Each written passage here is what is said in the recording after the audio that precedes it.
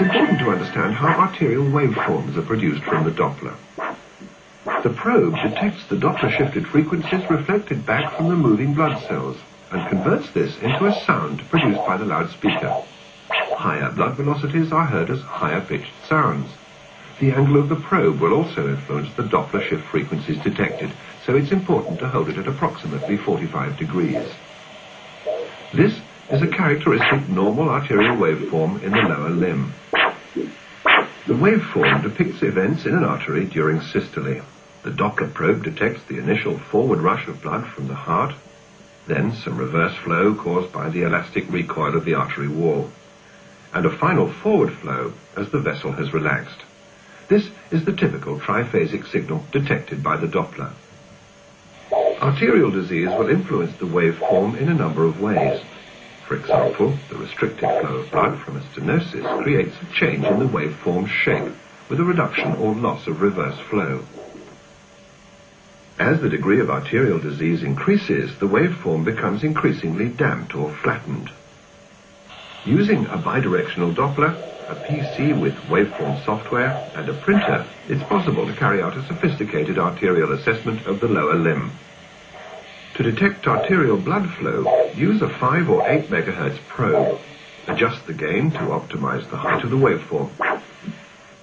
The angle of the probe to the vessel will also affect the height of the waveform. Looking first at normal signals and waveforms, 4 main arterial sites are examined: the common femoral, popliteal, posterior tibial, and the dorsalis pedis.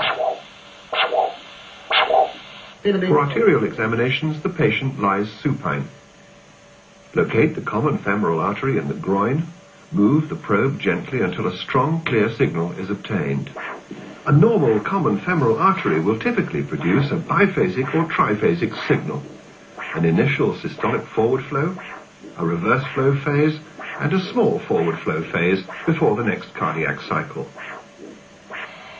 The popliteal artery may take a little time to locate. Place the probe behind the knee and move medially until a strong signal is obtained.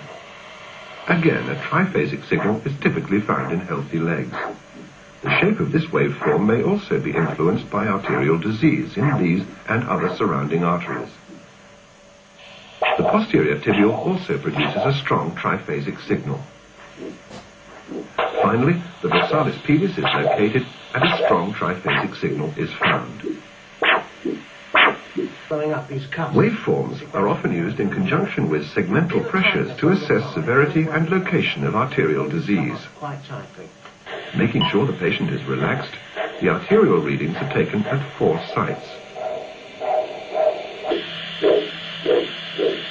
In this case, the dorsalis pedis signal is too weak to record.